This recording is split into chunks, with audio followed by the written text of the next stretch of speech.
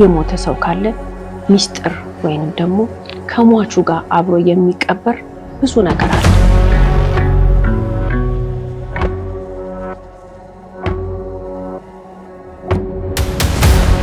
ትንፍሽ ያልተባለ ማንንም ሰው ሊያውቀውና ሊደርስበት በማይችል ሁኔታ ሚስጥር እዛ መቃብር ውስጥ አብሮ ይቀራል።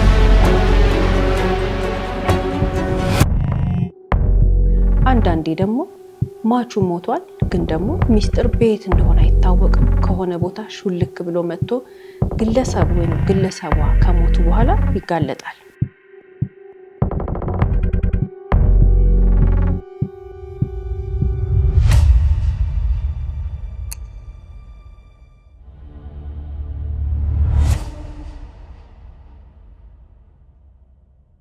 ሰላም የስሪዮት ፕሮግራም ተከታታዮቻችን ስለ ህይወት ቲቪ በየሳምንቱ በዚህ ሰዓት ይዞላችሁ የሚቀርበው ፕሮግራማችን አሁን ይጀምራል። ስለ ህይወት ፍርድ የተሰጠባቸውን እውነተኛ ወንጀል ታሪኮችን ለእናንተ ለተመልካቾች በድራማ መልክ ያቀናበርን ይዘን የምንቀርበው ፕሮግራም ይሆናል። የዛሬውን ፕሮግራም ይዤላችሁ የቀረብኩት እኔ በስራት ገመቹ ነኝ። እስከ ፕሮግራማችን ፍጻሜ ድረስ አብራችሁን ቆዩ።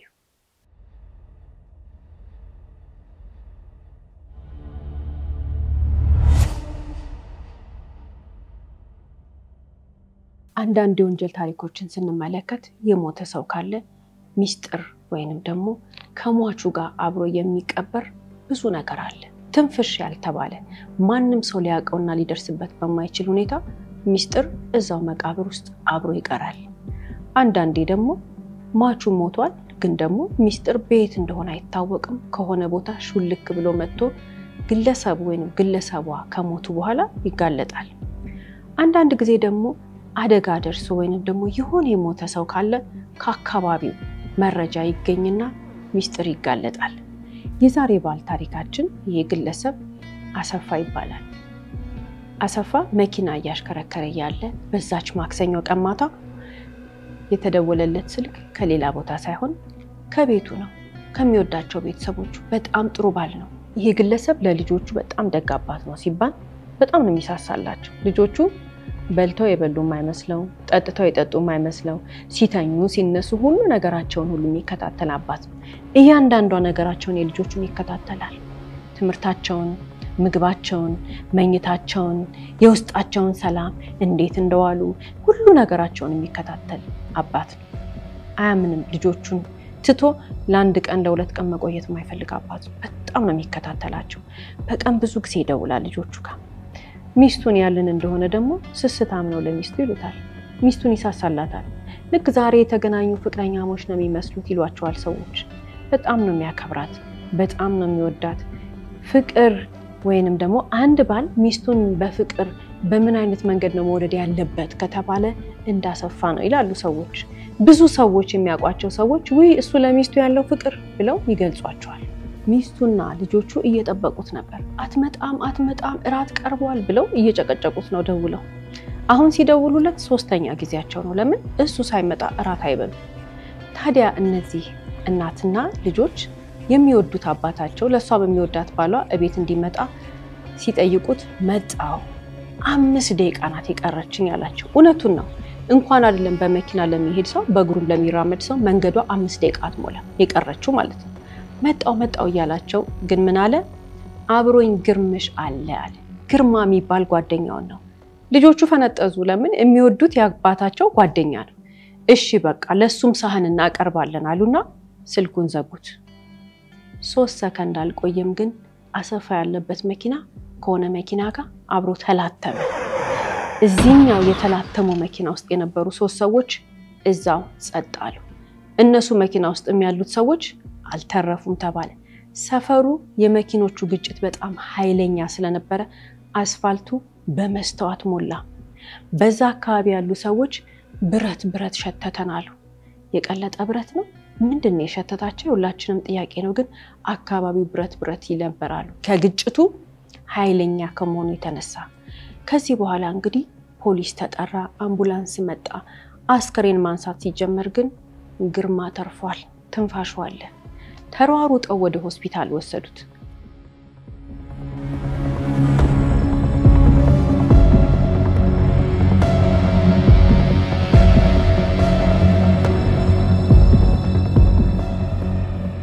ያ ለልጆቹ መጣው ያለው አባት አሰፋ የተባለው ግለሰብና በሌላኛው መኪና ውስጥ ያሉ ግለሰቦች ደግሞ ሶስቱ ህይወታቸው አልፈዋል ብለናል አይደል?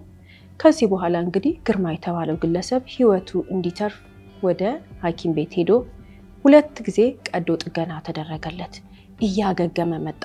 በሶስተኛው ቀን በጣር ሙሉ ለሙሉ እንደዚህ ጤነኛ ሆኖ አይደለም ግን በጣርም ቢሆን ማውራት ጀመረ።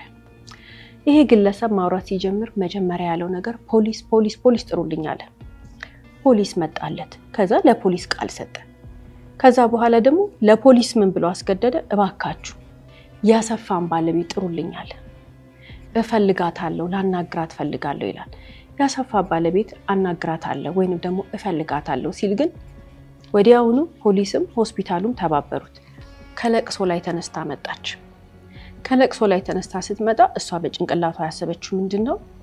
ባሏ ምናልባት የመጨረሻ ሰዓት የተናገረው ነገር ይኖር ይሆን? አደራ ያለው ነገር ይኖር ይሆን? ወይስ ደግሞ በቃ አዝኖ ሊያጽናናን ነው ብላ ሄደችና እንደምንም እዛ ክፍል ውስጥ መግባት ባይቻልም በጣም ስላስቸገረን ይጠሩላት ቁጭ በይ ተባለችና ግለሰቡ መናገር ሲጀምር ግን ስለ ባሏ ያላት የምታቀው መረጃ ሁሉ ተናደባት። ያ መልካም ባሏ፣ ያ ጥሩ ባሏ፣ ያ አሁን ህይወቱን አጥቷል ብላ ስታለቅስ የነበረችው ሚስት የሰማችው ነገር ባንዴ እንባዋ ደረቀ። ሐዘኗ ልቧ ድንድን አለ። ማታቀው ባሏ ሆነባት። ከዛ ግን ዝም ብላ ሰማች። ምን ብሏት ነው እንላለን አይደል? ባልሽ ታማኝ አልነበረም ማለት። ባልሽ አንቺ የምታቂውን ስራ አልነበረም የሚሰራው። ባልሽ ጠላቶች አሉት። ባልሽ ምናምን ብሎ ያወራላት ነገር ምን እንድትገነዘብ አደረጋት? ባሏ ከሷ ደብቆ የሚሰራው ስራ እንዳለ ህገወጥ ስራ እንደሆነ ያ ህገወጥ ስራ አሁን እዚህ ጋር ተፈጠረ የተባለው የመኪና አደጋ ለሷ መኪና አደጋ ነው ተብሎ የተነገራት። ግለሰቡን ግርማን ግን ስታናግረው ከጠላቶቻቸው ጋር መኪና እንደተላተሙ ሲከታተሏቸው እንደነበረ የዛን ቀን ጸብ እንደነበረ በህልማም በውናም ልታስበው ማትችለው ነገር አደጋው አደጋ ሳይሆን ጠላቶቻችን ጋር ተያይዘን አልቀን ነው አላት። ምክንያቱም እዛኛው መኪና ውስጥ የነበሩት ሶስቱ የሞቱ ሰዎች ከአሰፋ ከሚያሽከረክረው መኪና ጋር የተላተሙበት ምክንያት እየተሽቀዳደሙ ምናምን አይደለም። ሆን ብለው መተው ነው የዘጉባቸው እንዲቆሙ እልህ መጠጥና ንዴት ስለነበረ ግን ሁሉም ተያይዘው ተላተሙና አለቁ አላት። ታዲያች ሚስት ደነገጠች። እሷ የምታውቀው ባሏ፣ ያ ጨዋ ባሏ፣ ያ መጠጥ የማይጠጣው ባሏ፣ ያ ኮስታራው ባሏ፣ ያ ስራ ሰርቶ የሚኖረው ባሏ ጭራሽ ህገወጥ ስራ ከሰዎች ጋር በግሩፕ አንድ ላይ ሆኖ ተባብሮ ፍጹም የማታውቀው ነገር ነው። ይህች ሚስት እንግዲህ እዚህ ጋር ስለ ባሏ የማታውቀው ሚስጥር ይሄ ግለሰብ ከነገራት በኋላ 18 ቀን ቆይቶ ህይወቱ አለፈ። ባይነግራት ይሻል ነበር የሚያስብለን ምንድነው? ስለ ባሏ የሰማችው ነገር ጭራሽ ፍርሃት ነው የለቀቀባት። ስለ ባሏ የሰማችው ነገር ጭራሽ ድንጋጤ ነው የፈጠረባት ስንል የዛን ቀን እንግዲህ እቺ ግለሰብ ግርማ የተባለውን ግለሰብ አናግራ ስትወጣ ከሆስፒታሉ በርጋ ቆመችና የተሰማት ስሜት አለ። እንግዲህ ምን ያህል ባሏ ቢፈራ ነው በዛ ፍጥነት መኪና እያሽከረከረ ሄዶ ተላትሞ የሞተው? ምን ያህል ፈርቶ ቢሆን ነበር ብላ ስታስበው ነገሩን ፍርሃቱ እሷን ወረራት። ፈራች ለራሷና ለልጆቿ። ግርማ ግን ያላት ነገር ነበር፣ አምልጪ ሂጂ፣ ምክንያቱም የባልሽ ጠላቶች እሱን ብቻ ገለው አያቆሙም ብሏታል። ምንድነው ያደረገው ባሏ ብላ በጣም ፈርታለች። ፍጹም የምታውቀው ባሏ ሌላ ነው። አሁን ደግሞ ከሞተ በኋላ የመጣው ሚስጥር ሌላ ነው። በዚህ ሁኔታ ግራ የተጋባችው ሚስት ግን ከዚህ በኋላ እሷ የመሰላት የዛን ቀን ባሏ ሲሞት መከራዋ ያለቀ በቃ የመጨረሻ ሐዘኗን የሰማች ነው። ከዚህ በኋላ ግን ይህች ሚስት መከራዋ አንድ ብሎ የሚጀምርበት ቀን የተጀመረው ልክ ባሏ የሞተ ቀን እንደሆነ አሁን ገና ነው የተረዳችው።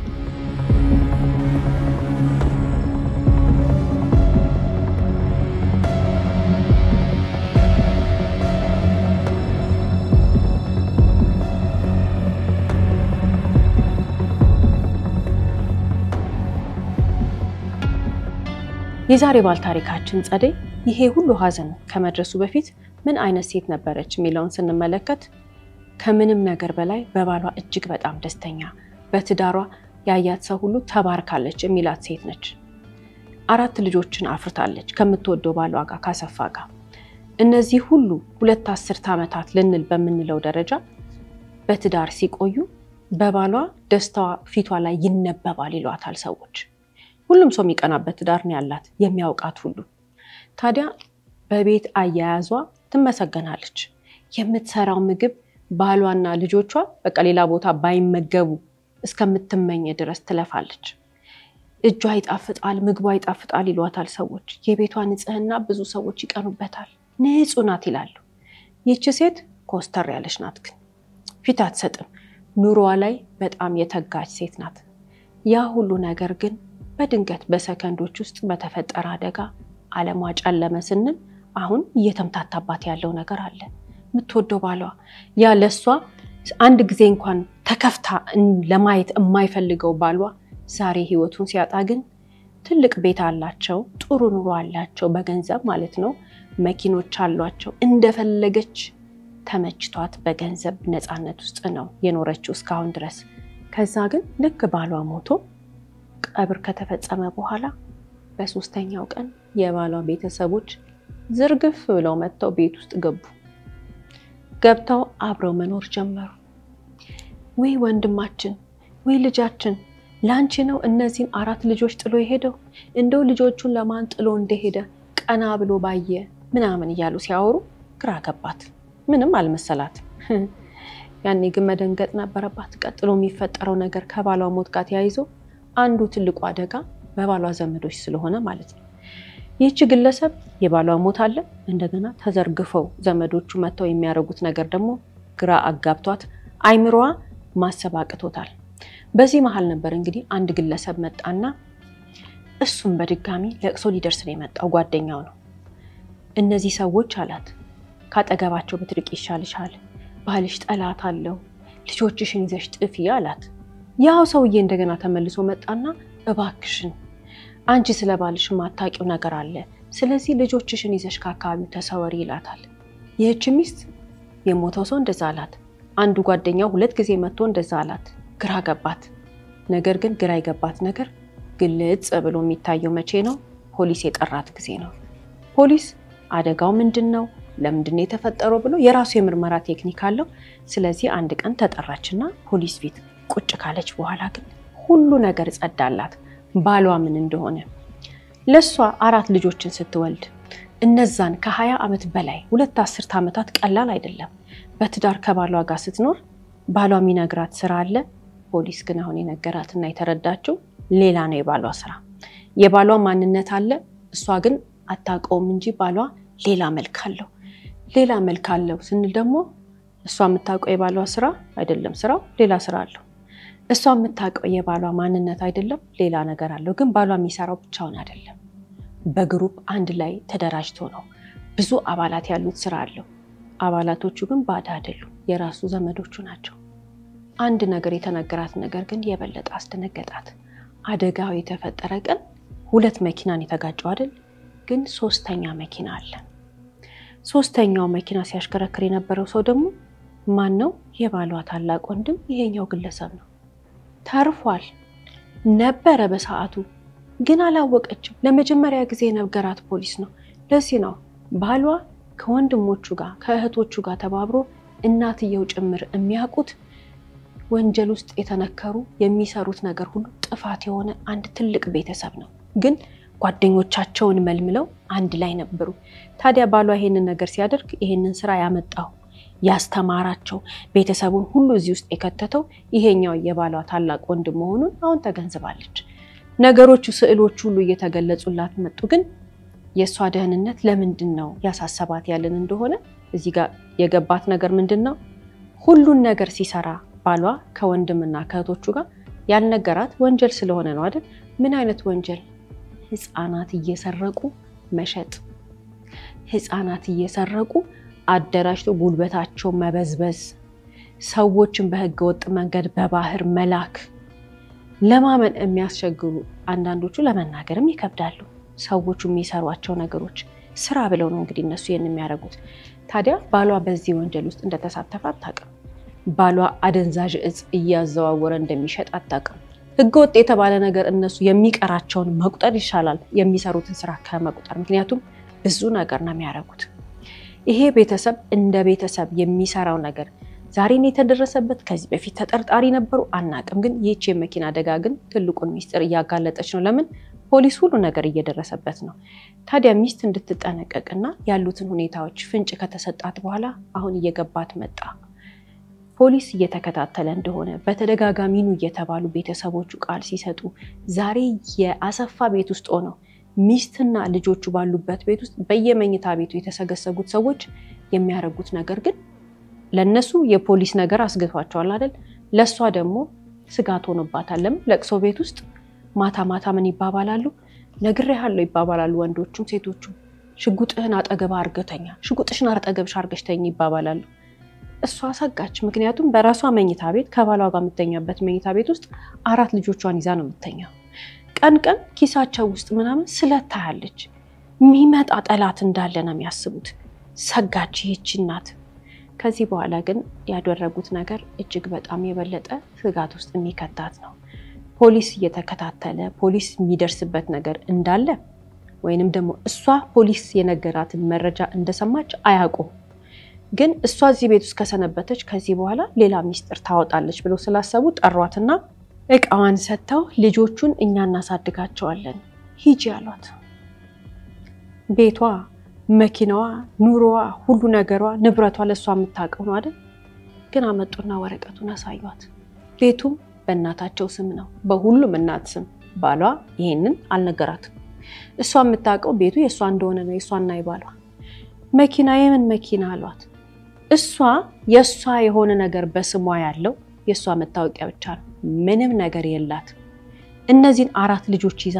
የት ሄዳለች ማናችንም ብንሆን እንወስነው የምንችለው ነገር ነው ቤተሰቦቿ ያሉት በጣም ሩቅ ቦታ ሊያውም እሷ በገንዘብ መታግዛቸው ምንም ልታረግላቸው አትችልም ባሏ እንደበደላት ብዙ ጊዜ ተሰምቷት ነበር የዚህን ሰዓት ግን ስቅስቅ ብላ ለቀሰች ለምን ከልጆቿ ጋር እየተላቀሰች ተለያየች ምንም ልታረጋቸው አትችልም አባረሯት ቅያሪ ልብስ ሰጥተው እቃዋን ዶክመንቷን እንድትሰበስብ እንኳን እድል አልሰጧትም ለምን መብታቸው ነው በእናታቸው ስም ነው ያለው ምንም ነገር ማረግ አትችልም ይህች ሴት ከዚህ በኋላ አንድ ክፍል ቤት የምትሰጣት ጓደኛዋ ቤት ሄዳ ቁጭ አለች ፖሊስ ዘንድ እየሄደች ታለቅሳለች ባሏ የካዳትን ባሏ ያላስተካከለላትን ንብረቷን ፖሊስ ምን አርጎ ሊሰጣት ይችላል ምክንያቱም ህጋዊ ካርታ አላቸው ሰዎቹ ህጋዊ የንብረትነት ባለቤትነት ማረጋገጫ ዶክመንት አላቸው ስለዚህ ምንም ሊያረግላት አይችልም ከዚህ በኋላ እንግዲህ ፖሊስ ስራውን እየቀጠለ በስተመጨረሻ የሚመጣው ነገር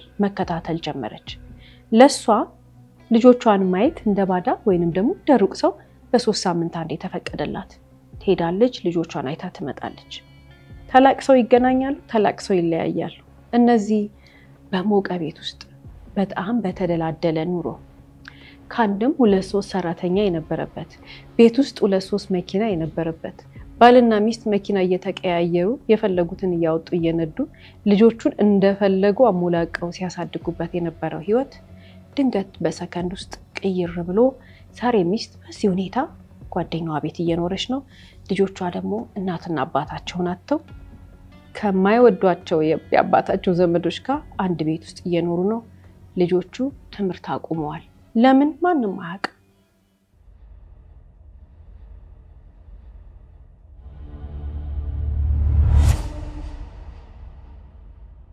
ጸደይ በርካታ ጊዜያቶችን ወይንም ደግሞ በርካታ ወራቶችን በብዙ ችግር ውስጥ በታሳለፈም በስተመጨረሻ ግን ሁሉ ታሪክ መጨረሻ አለው አይደል መጀመሪያ እንዳለው ሁሉ ለሷም የሁሉን ነገር መጨረሻ መታቀበት ቀን ሲደርስ የተረዳችው ነገር አለ ሁሉን ነገር ያስረዳት ፖሊስ ነው ታዲያ እነዚህ ቤተሰቦች ወይንም ደግሞ የባሏ የአሰፋ ታላቅ ወንድም የሁሉ ነገር መስራች የሁሉ ነገር ጀማሪ ነው ሲባል በዚህ ቤተሰብ ውስጥ የተገኘ ንብረት በጠቅላላ በጣም ብዙ ነው አንድ እሷ የምታቀው ጸደይ ባሏ የኛ ነው ያላት ቤት ብቻ አይደለም በርካታ ቤቶች አሉ በርካታ ለንግድ ቤት የተከራዩ ሱቆች አሉ የነዚህ ሰዎች ሀብት በጣም ብዙ ነው ይሄ ሁሉ የሚሰሩት ወንጀል ይሄንን ሀብት እንዲያካብቱ ካደረጋቸው ግን ያለምንም ርህራሄ ህግ ቤቶቹንም ሱቆቹንም ንብረቶቹንም ይወርሳቸዋል። ምክንያቱም ህገ ወጥ ስራን ሰርቶ የተገኘ ንብረት ነው። የባሏ ቤተሰቦች ግን ይሄ ነገር እንዳይደረግ አሁን ትልቅ እርምጃ ወስደዋል። ምንድነው? መረጃ ትሰጣለች፣ መረጃ ታቀብላለች ብለው ያሰቡትን ጸደይን አጥፍተዋታል። እነሱ ያላወቁት ነገር ግን ጸደይ ከፖሊስ ጋር ያላት ግንኙነት ቀጥሏል።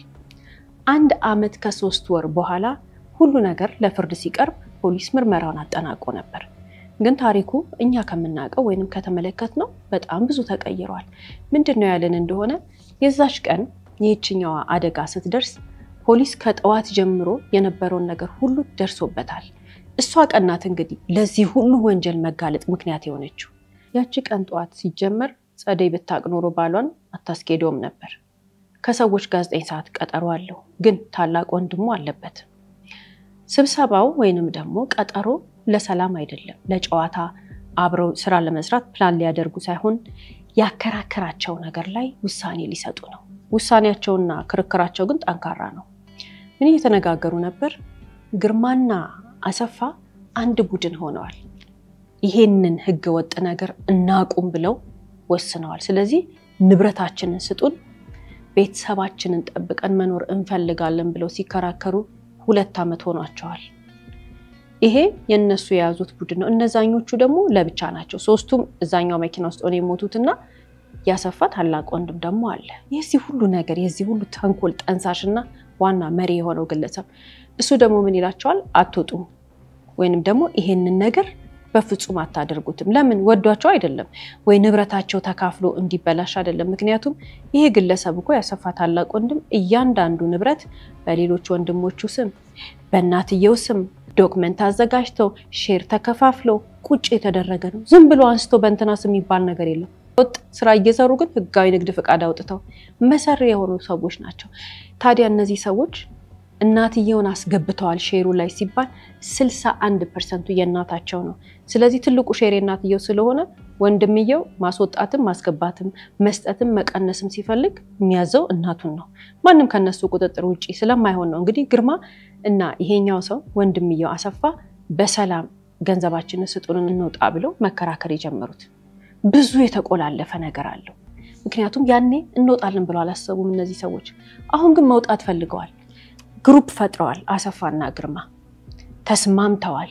ትልቁ ምክንያታቸው ግን ቤተሰባቸውን ልጆቻቸውን ከአደጋ ለመጠበቅ ብለው ነው። ምክንያቱም እንያዛለን ብለው ፈሩ፣ ህግ ይደርስብናል ብለው ፈሩ። ጓደኛሞች ናቸው፣ ህብረት ፈጠሩ። አሁን ግን ጠላት አላቸውማ ታላቅ ወንድሙ ያሰፋ። ስለዚህ አትወጡም አላቸው። ወዷቸው አይደለም፣ ፈልጓቸው አይደለም፣ ንብረቱ እንዳይበታተን ብሎ አይደለም። ምንድነው ምክንያቱ? ይሄንን ነገር ያለነሱ ማድረግ መስራትም አይችልም። ሚስጥር አይደበቅለትም። እሱ በሚፈልገው መጠን አይሄድለትም። ስራ ነው አለሱ። ስለዚህ ታገላቸው። ከ2 ዓመት በኋላ ግን ዛሬ አብረው ተቀመጡ። ግለሰቡ ታላቅ ወንድሙ ያሰፋ ይዝታል። 9 ሰዓት ተገናኝተው 12 ሰዓት አካባቢ እርግጥ ሲገናኙ ጭቅጭቅ አልነበረም። ግን አጠገባቸው ብንሄድ የሚሰማን አንድ ውጥር ያለ ስሜት አለ። 12 ሰዓት አካባቢ ግን መጠጥ አለ፣ ንዴት አለ።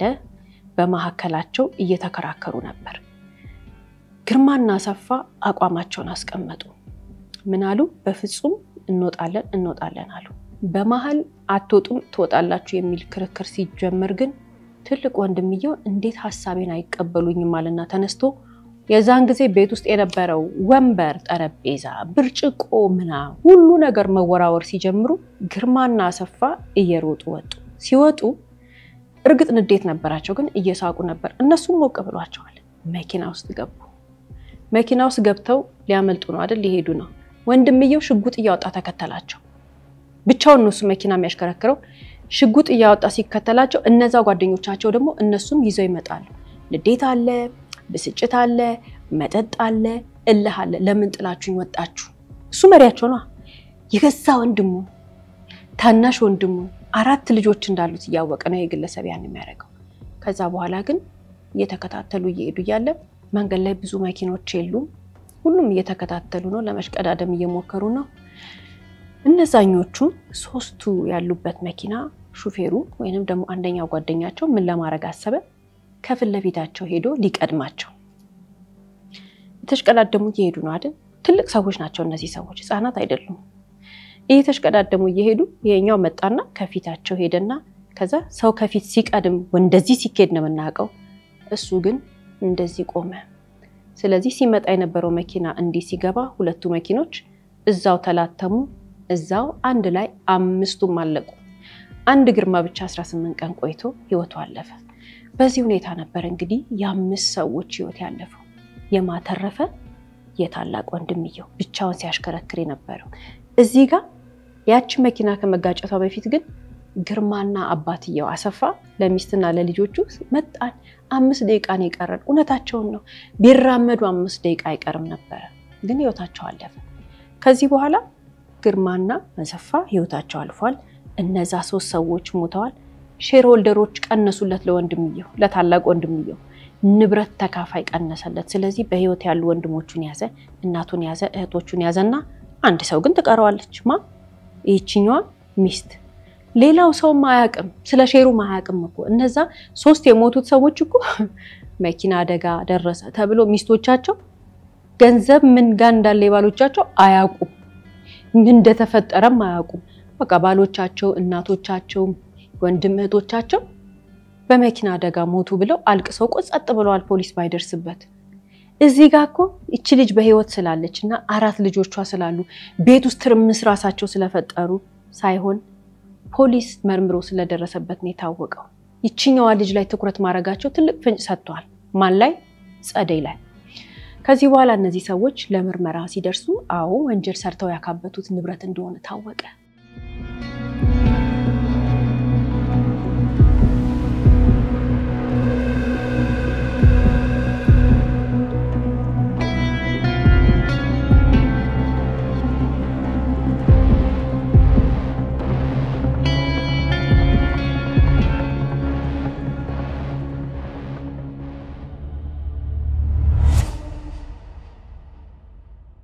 በዚህ ታሪክ ውስጥ እንግዲህ እጃቸውን ወንጀል ውስጥ አስገቡ የተባሉ ሰዎች ሁሉ በህግ ፊት ቀርበው ቅጣታቸውን ሲቀበሉ እናትየው መጀመሪያ እሳቸው የሚጠየቁ አልመሰላቸው እንደውም የመጀመሪያው የተፈረደበት ትልቁ ልጃቸው ነበር ይሄ ሁሉ ጣጣ የመጣው ይሄ ሁሉ ወንጀል የሰራው ለአምስት ሰዎች ነፍስ መጥፋት ምክንያት የሆነው በጣም በብዙ ክስ ተከሶ ነው አይደል ጥፋተኛ የተባለው እናትየው ራሳቸው ግን ለህግ ቀርበዋል እናትየው ራሳቸው ሴትና ወንድ ልጆቻቸውን ጨምሮ አሰፋ ብቻ ወደ መቃብር ሄደ ሌሎቹ ግን በሙሉ እናትየውን ጨምሮ ወዴት ነው ሄዱት ወደ ማረሚያ ቤት ምክንያቱም ተፈረደባቸው የተሳተፉ ሰዎች በዚህ ውስጥ እጃቸው የገባበትን ሁሉ ሰዎች ፖሊስ ለቅሞ ነው አንድ ላይ ያስገባቸው እነዚህ ሰዎች በርግጥ ይሄንን ወንጀል ለአመታት ነው የሰሩት ሲባል ያመጣው ታላቅ ወንድምየው ነው ሚሊዮን ነገር አውቀናል ግን ያቆሙበትን ቀን እንጂ በትክክል የጀመሩበትን ቀን ለመገመት እንጂ ለማወቅ አይቻልም ምክንያቱም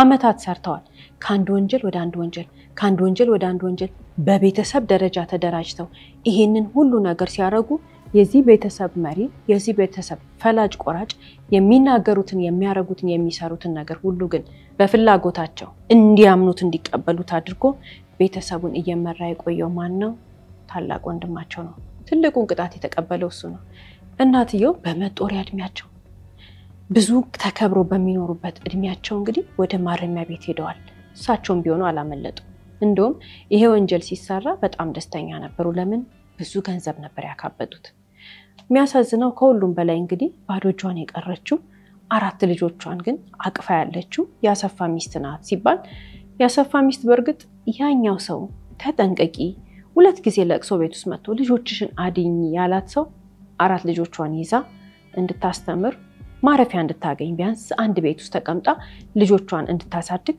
ፈቅዶላታል ለዛሬ እዚህ ሁኔታ ውስጥ ስትሆን ግን የተረዳችው ነገር አለ መጀመሪያ ላይ በባሏ አስና ነበር መጀመሪያ ላይ በባሏ ደንግጣ ነበር ከዛ ግን ፖሊስ የሚያስረዳት ነገር አለ ባሏ የሞተው እሷን ክዶ ነው ለማለት ሙሉ ለሙሉ እንቻገራለን ምክንያቱም ቢያንስ ተጸጽቶ ከዚህስ ሊወጣ ሲል ፈልጎ ከወንጀል ለመውጣት ከወንጀል ለመዳን ፈልጎ ለሚስቱና ለልጆቹ ደህንነት ስለሰጋ ከዚህ ውስጥ ወጥቶ ኖርማል ህይወት ኖሮ ህይወቱ እንዲያልፍ ፈልጎ ነገር ግን በዛ መሃል በጸቡ ህይወቱ እንዳለፈ ስታቅ ባሏን አልተቀየመችው ይቺ ሴት ከዚህ በኋላ ቀላል ያልሆነ ህይወት መግፋት ጀመረች ንብረቱ ተወረሰ ሁሉም ወደ ማረሚያ ቤት ሄዱ ስንል እሷ ግን ህይወቷን ተቀብላ ባላት ነገር ውስጥ መኖርን ስታስብ የጀመረችው የህይወት መንገድ ቀላል የሚባል አልነበረም። የምታውቀው ማንነቷ የምታውቀው ህይወቷ ሳይሆን ሌላ አዲስ ሰው ሀ ብላ ተዋውቃ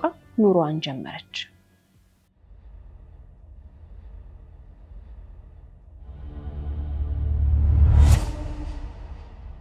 ሁልጊዜም እንግዲህ ከታሪኮቻችን መጨረሻ የምናነሳቸው በርካታ ሐሳቦች አሉ።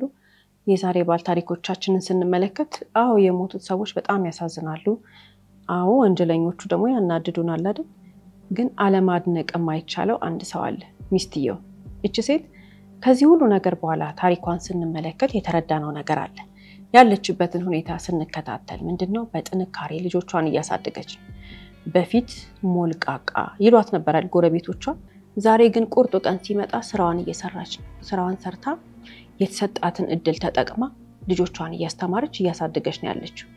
ይቺ ሴት በጣም ጎበዝ ሴት ናት፣ በጣም ጠንካራ ሴት ናት ሲባል ኃላፊነቷን ለመወጣት ሐዘኗን፣ ቁጣዋን፣ ንዴቷን ባሏ ላይ ያላትን ዋጥ አርጋ ህይወትን ቆርጣ የተነሳችው አመት ከ5 ወር ከ6 ወር በኋላ ነው። ቀላል አይደለም ይሄ ነገር። እሷ የደረሰባት ነገር ብዙዎች ላይ ቢደርስ 10 አመትም አይወጣም። እሷ ግን በአመት ከ6 ወሯ ተሰትራ ህይወቷን ቀጥላለች። እንዴት? ስራ መስራት ጀመረች። ቤቷን ታጸዳለች፣ ልጆቿን ታበላለች፣ አዲስ ህይወት ጀምራለች። ይቺ ሴት ህይወትን ተቀብላ የኖረች በጣም ጠንካራ ሴት ነች። አማራጭ ነበራት አይደል? ባሏን እያማረረች፣ ባሏን እያማች፣ ባሏን እየረገመች፣ ልጆቿን በታትና በየዘመድ ቤቱ አርጋ እኔ ምን ላርግ እያለች እያማረረች መኖር ትችል ነበር። ግን ማማረርን እንደ ምርጫ አልቆጠረችም። እሷ የመረጠችው አንድ ነገር መጠንከርና መጠንከር ነው። የባሏ ሞት፣ የባሏ የውሸት ስራ፣ የባሏ የወንጀል ስራ፣ የባሏን ንብረታቸው ያልሆነውን ነገር ንብረታችን ነው ብሎ ያኖራት ነገር እንዴት 20 አመት ሙሉ ሰው በዚህ ውስጥ ከኖረ በኋላ ይሄንን ህይወት ተቀብሎ ይኖራል? ድንቅ ሴት ስለሆነች ነው። በጣም ጎበዝ ሴት ናት። አይምሮ ብስለቷ በጣም ትልቅ ነው።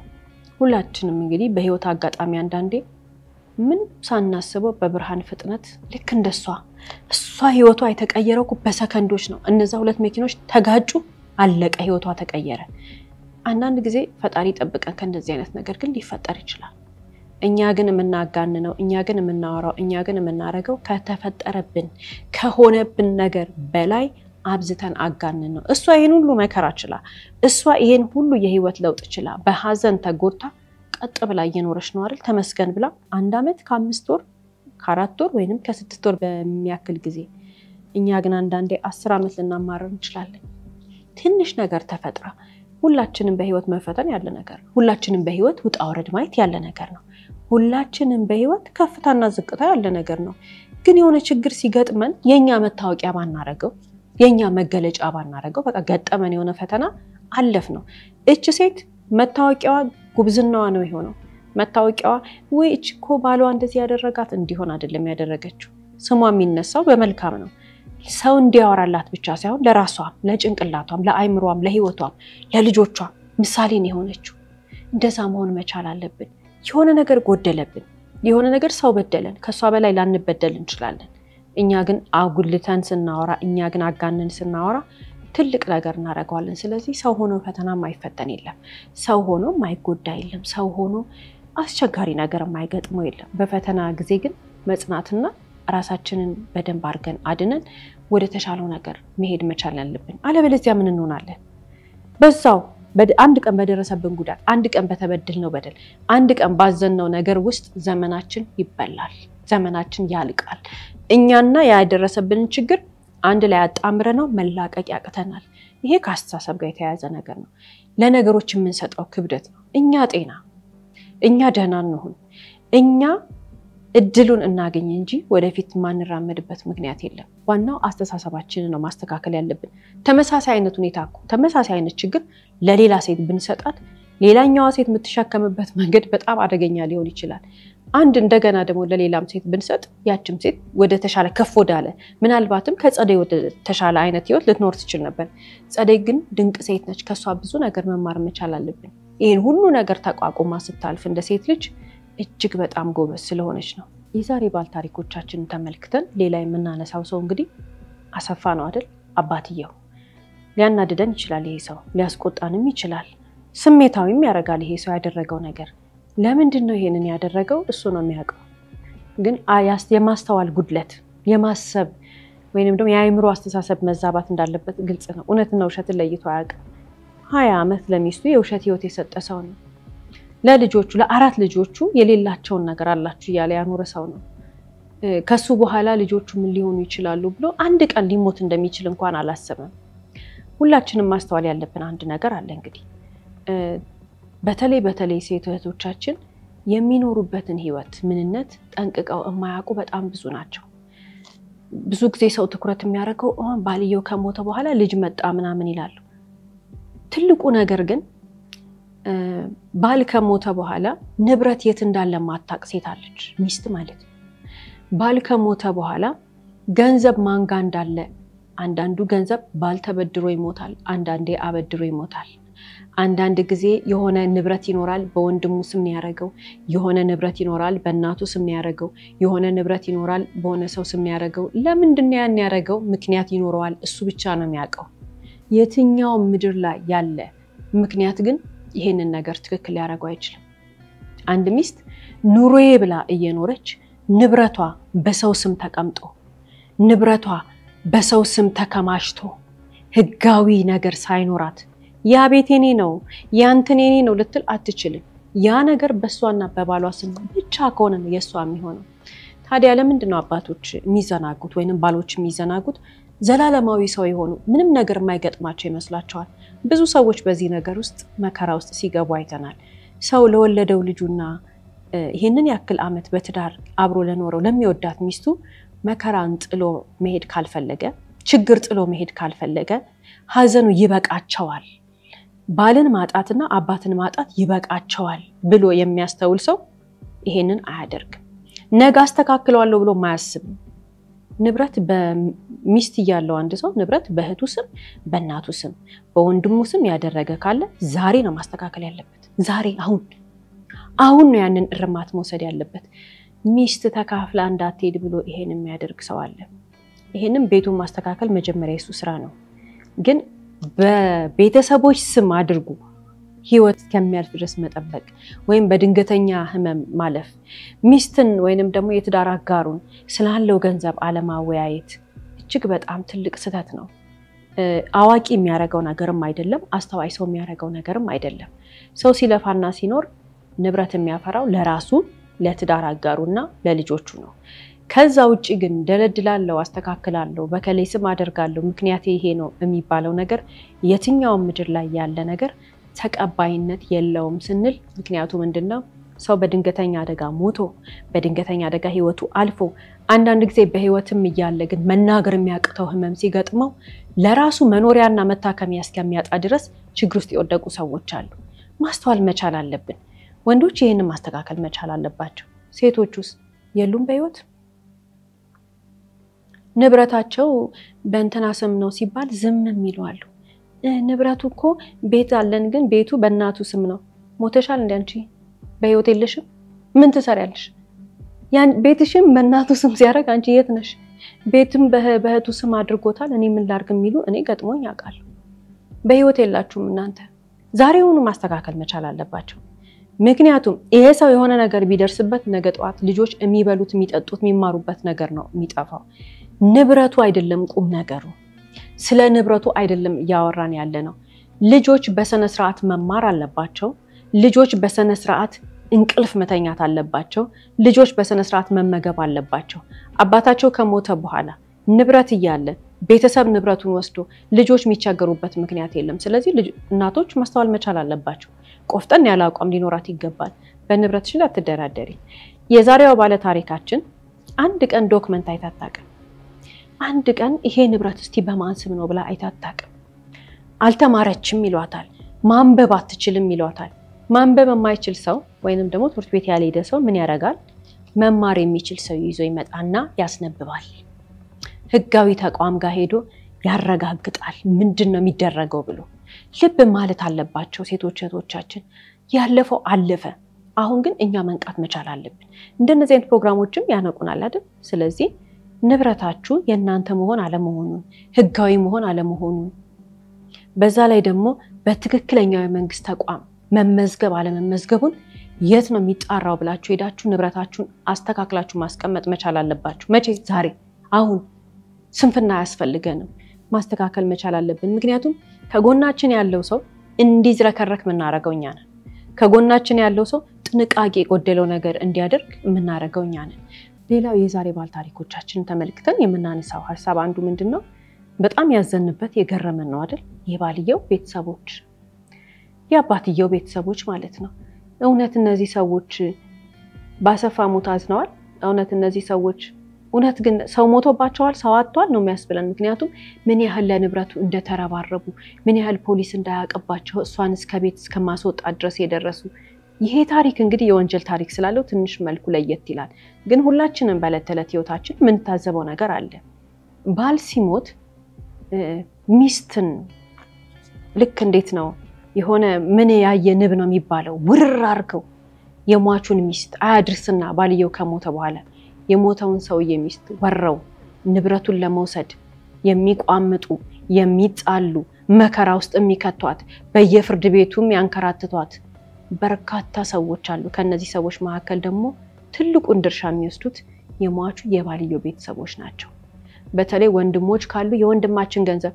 የወንድምህ ገንዘብ የሚስቱና የልጆቹ ገንዘብ ነው የወንድምሽ ገንዘብ የሚስቱና የልጆቹ ገንዘብ ነው ይሄንን እውነት ዋጥ አርጎ መቀበል ያስፈልጋል አንዳንድ ቤተሰብ ግን ርህራሄ የሌለው መውለድ መዋለድ የሚባል ነገር ምን እንደሆነ ካለ መገንዘቡ የተነሳ ይህች እናት ይህች ሴት ልጆች ይዛ በንብረቷ በገንዘቧ ላይ እንኳን ማዘዝ ከሚያቀታት ድረስ ፍርድ ቤት ለፍርድ ቤት እያንከራተቱ አባታቸው የሞተባቸውን ልጆች እናትና አባት ሆና እንዳታሳድግ ፍርድ ቤት ለፍርድ ቤት እያንከራተቱ ብዙ ዋጋ ያስከፈሉ ሰዎች አሉ እነዚህ ሰዎች እንደ ማህበረሰብ ስንመለከታቸው ጎረቤት ሆነን ዘመድ ሆነን በእውነት ልንወቅሳቸው ልናርማቸው ልንገስጻቸው ይገባል ይሄ ጎጂ ባህል ነው ዝም ብሎ ይሄንን ማለፍ በቃ ሴቷና ልጆቹ እኮ ልክ እንደ ዛሬ ባል ታሪኮቻችን ድንገት ባል ሲሞት ድንገት አባት ሲሞት ብዙ ነገር ነው የሚጎዱት ብዙ ነገር ነው የሚጎልባቸው ስንል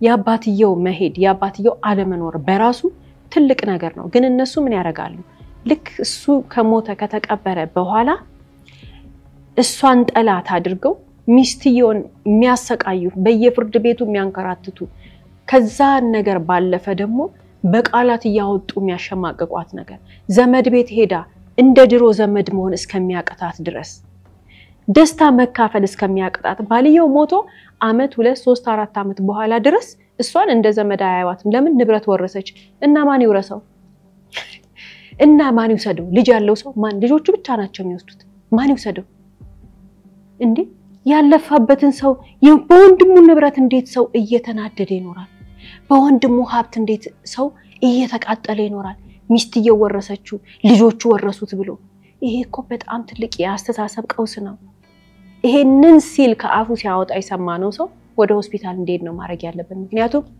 አዎ ባልየው ከሞተ ወራሽ ሚስትና ልጆች ናቸው ይሄንን መቀበል ካቃተው ሐኪም ቤት ሄድና ይታከም ምንለው ያስተሳሰብ ችግር ስላለበት ነው ወገቡን ይዞ የሚከራከር ወንድ አለ ፍርድ ቤት ለፍርድ ቤት እህቶች አሉ እናቶች ወላጆች አሉ እንደዚህ የሚያደርጉ አያት ይሄን አያደርግ አያት ሲጀመር ወላጅ ልጅ ሞቶበት የሞተው ልጃቸው ከሆነ የዛሬ ባል ታሪኮቻችን ለምሳሌ ወንዱ ነው የሞተው አይደል ሚስትየዋን የልጁ ምትካርገው ነው መውሰድ የነበረባቸው እናትየው እንኳን ሊያንቋሽሿት እንኳን እንደ ባዳ በፌስታል ልብሷን አስይዘው በሆነች ነገር አስይዘው ውጪ ሊሉ ይቀርና የሞተ ልጃቸው ምትክ ሚስቱ ናት የሞተ ልጃቸው ምትክ ልጆቹ ናቸው አንቺ እንዴት ልትሆኚ ነው ልጆቹ እንዳይበላሹ አብረን እናሳድጋቸው ልጆቹ እንዳይበላሹ እንገስጻቸው የመንፈሳዊ ህይወታቸው ላይ እናጠንክራቸው ትምርታቸው ላይ እናጠንክራቸው አመጋገባቸው እንዳይበላሽ መኝታቸው እንዳይበላሽ ሞራላቸው እንዳይነካ ነው የሚለው አያት እንደዛ ነው የሚለው እህት እንደዛ ነው የሚለው ወንድም እንጂ ንብረት አይልም ሲጀመር ዛሬ የምትሯሯጡለት ንብረት ዛሬ የምትጋደሉለት ንብረት ዛሬ ይህችን ምስኪን ሴት ባሏ የሞተባትን ሴት እያሸማቀቁ ንብረቷን ለመቀማት ይሄ ሁሉ ግብግብ ውስጥ የሚገቡበት ንብረት ነገ ፈጣሪ ከላይ ሆኖ ስለሚያይ በልጆቿ ጥፍጥፍ አድርጎ ይባርካታል ሁሉ ነገር ከንቱ እንደሆነ በጥቂት አመት ውስጥ ታዩታላችሁ ወይንም ደግሞ እናየዋለን ለምንድነው ፈጣሪ ከላይ አለ ሰው በሞት ሲጎዳ ሰው በሐዘን ሲጎዳ በተለይ ሴቶች ናቸው በዚህ የሚጎዱት ጠንካራ መሆን መቻል አለባቸው ለማንም ምንም የባላቸውን ንብረት ለማንም አሳልፈው መስጠት የለባቸው ባላቸው ያፈራው ንብረት ሲጀምር የራሳቸው ንብረታችሁን ነው የሚባለው እንጂ የባልየው ንብረት የወንድሜ ንብረት የልጄ ንብረት እያሉ ቋምጠው የሚሄዱ ሰዎችን እድል መስጠት አያስፈልግም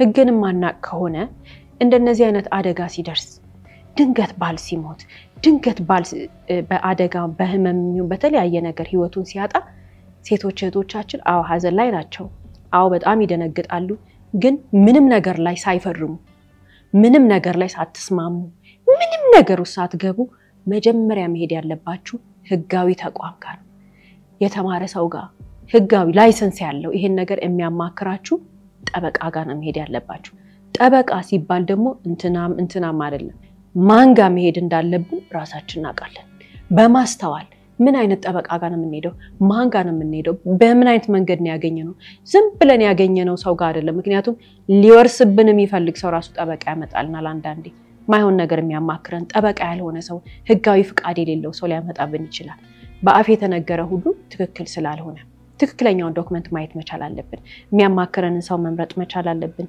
በየትኛው መንገድ መሄድ እንዳለብን ከተማረ ሰው ከሚያቅ ሰው ጋር ማስተካከልና ህጋዊውን ነገር ተከትለን የትዳር አጋራችንን የራሳችንን ንብረት ለልጆቻችንም ለራሳችን ስንል ስብስብ በማድረግ መቻል አለብን መፍዘዝ የለብንም ሐዘን ነው በቃ ምን ማድረግ አይቻልም የሚመጣው ህይወት ግን ለራሳችን አይደለም እናስበው ለራሳችን አይደለም የምንቆመው ለልጆቻችን መቆም ግን ግዴታችን ነው ለልጆቻችን መጪ ዘመን ግን ጥንክር ብለን ነገራችንን ማስተካከል ግዴታ አለብን እህቶች በዚህ አይነት ሁኔታ ሐዘን ሲደርስባቸው መጠንከር መቻል አለባቸው ዋጥ አርገው ነገራቸውን ከቀኝና ከግራ ምን እንዳለ ስብስብ ማድረግ መቻል አለባቸው ምንም አይነት ንብረት ይሁን ምንም አይነት ነገር ይሁን ለልጅ ነው ለራሷ ነው መጣል የለባትም አስተውላ ነው ማየት ያለባት እኔ እንደዚህ ሆኜ እሱ እንደዚህ ሆኖ ሞቶ እንደዚህ ደርሶብን ምናምን ይያልን ግን እኝኝኝ ይያልን ግን ቤት ውስጥ ይያለቀስን ቡና እየጠጣን ያም ሲመጣ እያደን ምናሳልፍ ከሆነ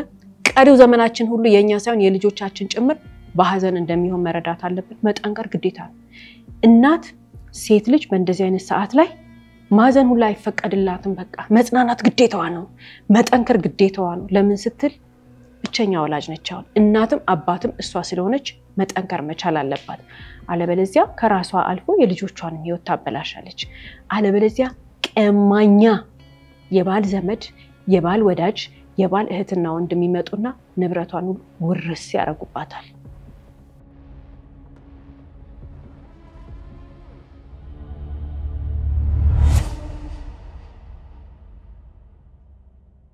እስከ ፕሮግራማችን ፍጻሜ ድረስ አብራችሁን ስለቆያችሁ እናመሰግናለን ሳምንት በተመሳሳይ ሰዓት በአዲስ ታሪክ እንደምንቀርብ እየገለጽን እንደተለመደው በአድራሻችን አስተያየቶቻችሁን ላኩልን እስከ ሳምንት ድረስ ቸርን ሰንብት